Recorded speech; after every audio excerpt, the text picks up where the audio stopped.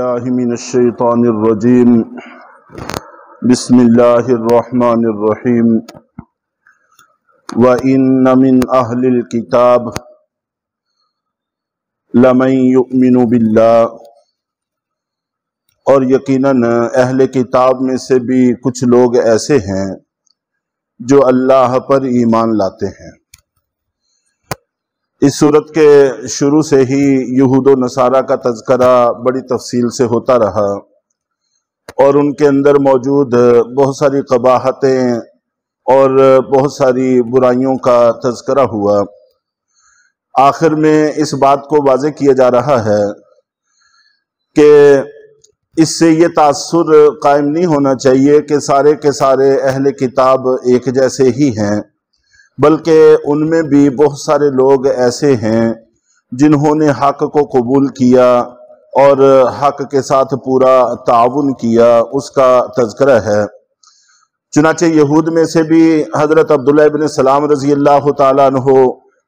اور اسی طرح بلکہ حضرت عبداللہ بن سلام رضی اللہ تعالیٰ عنہ کے بارے میں تو اللہ کے نبی صلی اللہ علیہ وسلم نے یہ تک فرمایا کہ یہ عاشر و عاشرہ ہیں،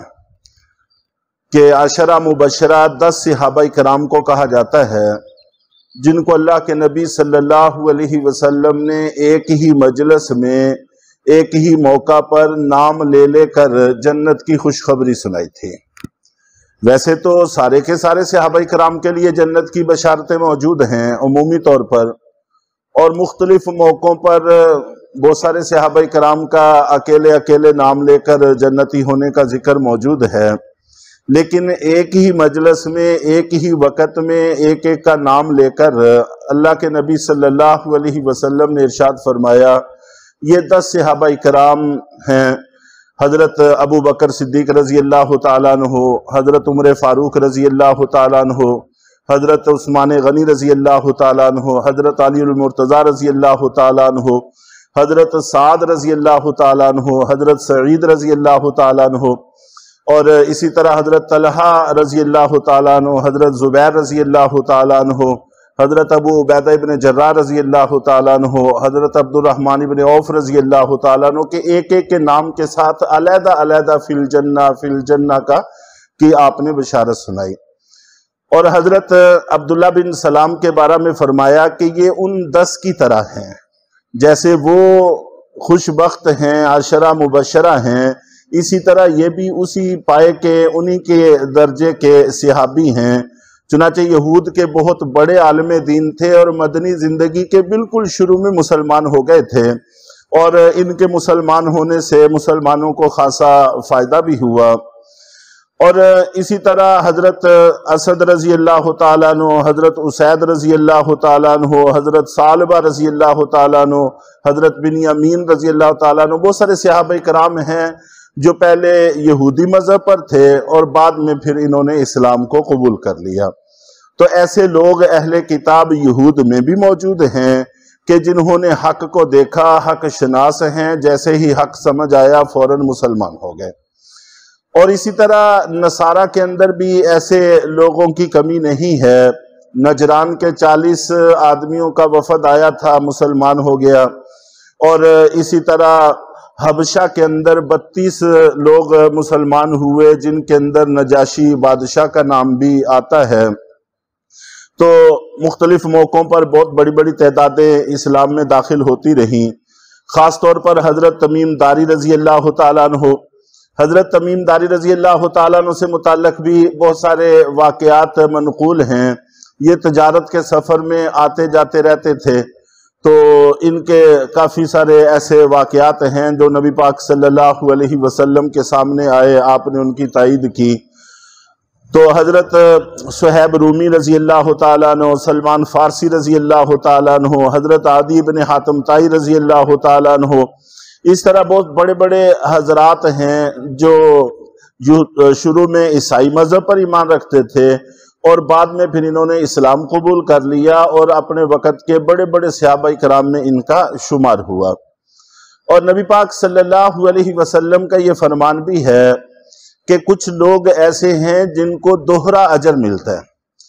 تو ان میں سے ایک یہ بھی ہیں جو پہلے کسی آسمانی مذہب پر ایمان رکھتے تھے، جیسے ہی اسلام آیا تو پھر انہوں نے اسلام قبول کر لیا، تو ان کو دوہرا اجر اللہ کی طرف سے عطا ہوتا ہے۔ عام مسلمانوں کو جتنا اجر ملتا ہے اس سے ڈبل اجر ان کو میسر آتا ہے۔ اسی طرح ازواج مطہرات کا بھی تذکرہ آتا ہے کہ ان کو اللہ تعالیٰ دوہرا اجر عطا فرماتے ہیں، اور اس غلام کا ذکر بھی ہے جو اللہ کا حق بھی پورا ادا کرے اور اپنے دنیاوی مالک کا بھی حق پورا ادا کرے، تو اس کو بھی اللہ تعالیٰ دوہرا اجر عطا فرماتے ہیں۔ تو مختلف قسم کے لوگ ہیں، جن میں سے ایک قسم اہل کتاب کی بھی ہے کہ اہل کتاب ایسے موجود ہیں جو منصف مزاج ہیں اور انہوں نے اسلام قبول کیا، تو اللہ نے بھی ان پر عنایات کا دروازہ کھولا کہ ان کو عام مسلمانوں کی بنسبت دوہرا اجر عطا فرمایا۔ ان کا تذکرہ ہے تاکہ یہ تاثر نہ قائم ہو سکے کہ شاید سارے کے سارے یہود و نصارہ ایسے ہی ہیں، اور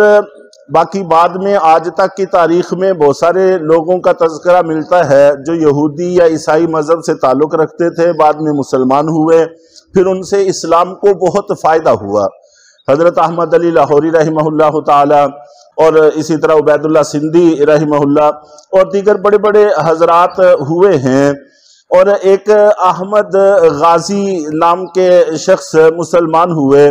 ہم جب طالب علمی کے زمانہ میں تھے اس وقت وہ حیات تھے،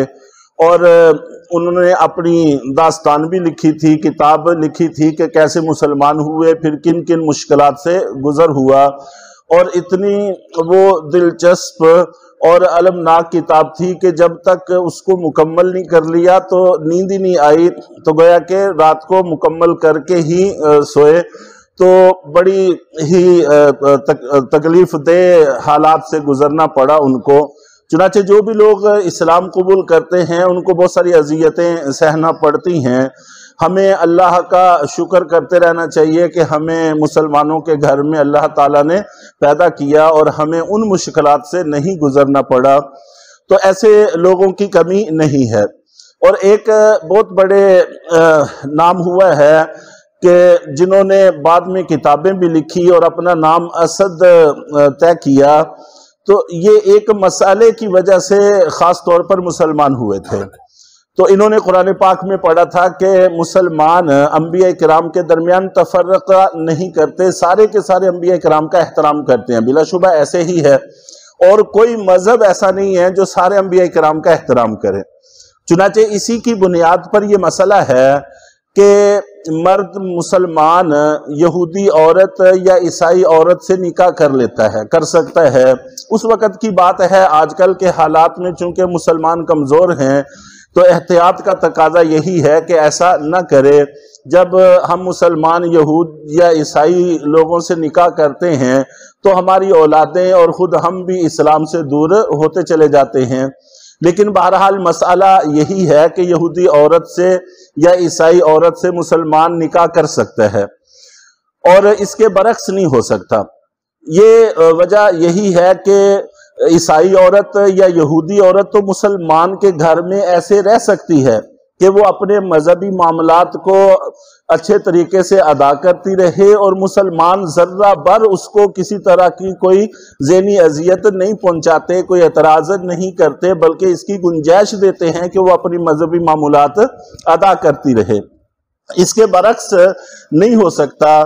یہود و نصارہ کے گھر میں اگر عورت ہو تو اس کو ذہنی سکون میسر آ ہی نہیں سکتا۔ جب ان کے گھر میں عورت نہیں ہوتی تو وہ ہمارے نبی صلی اللہ علیہ وسلم کے بارے میں، ہمارے قرآن کے بارے میں کیا کچھ کہتے رہتے ہیں۔ اگر ان کے متحد عورت مسلمانوں کی ہو تو وہ اس کے ساتھ کیا کریں گے؟ اس کو زندگی بھر ذہنی سکون نہیں لینے دیں گے۔ زندگی گزارنے کے لیے ذہنی سکون درکار ہے۔ تو صرف اس مسئلے کو کہ اسلام کی کتنی باریک بینی کے ساتھ ہماری نبض پر انگلی ہے، تو وہ مسلمان ہو گیا، اور اس کے بعد پھر اس سے اسلام کو بہت زیادہ فائدہ بھی پہنچا۔ تو بہرحال ایسے لوگوں کی داستانیں کم نہیں ہیں، کتابیں بھری پڑی ہیں، سب کا تذکرہ مقصود نہیں ہے۔ مقصود صرف یہی ہے کہ اہل کتاب بہت سارے ہیں جو ایمان قبول کرتے ہیں، اسلام کو ان سے فائدہ پہنچتا ہے۔ اور اہل کتاب میں سے بہت سارے لوگ ایسے ہیں جو اللہ پر ایمان لاتے ہیں، اور وما انزل الیکم، اور اس کتاب پر بھی جو ہم نے تم پر نازل کی یا جو تم پر نازل کی گئی، وما انزل الیہم، اور اس کتاب پر بھی جو ان پر نازل کی گئی، اپنے پہلی کتاب تورات یا انجیل اس پر بھی ایمان رکھتے ہیں اور قرآن پر بھی ایمان لے آتے ہیں۔ خاشعین للہ، پھر ان کی صفات ذکر کی گئی ہیں کہ ان میں ایک صفت یہ ہے کہ اللہ کا خشوع ان کے دل میں پایا جاتا ہے، عجز و نیاز کے ساتھ زندگی گزارتے ہیں۔ چنانچہ خشوع بھی ایک اہم ترین چیز ہے، اور دنیا میں سے سب سے پہلے اٹھائے جانے والی چیز بھی خشوع ہی ہے کہ بڑی مسجد میں بسا اوقات ایک بھی آدمی خشوع کی نماز پڑھنے والا نہیں ہوگا۔ لا یشترون بآیات اللہ ثمنا قلیلا، اور دوسری صفت ان کی ذکر کی گئی کہ وہ اللہ کی آیتوں کو تھوڑی سی دنیا کے لالچ میں بیچتے نہیں ہیں، جو حق بات ہوتی ہے وہی کرتے ہیں۔ اولئک لہم اجرہم عند ربہم، یہ لوگ ایسے ہیں کہ ان کے رب کے ہاں ان کا اجر محفوظ ہے۔ ان اللہ سریع الحساب، یقیناً اللہ تعالی حساب بہت جلد نمٹانے والے ہیں۔ اللہ تعالی ہم سب کو حق پر عمل کی توفیق عطا فرمائے۔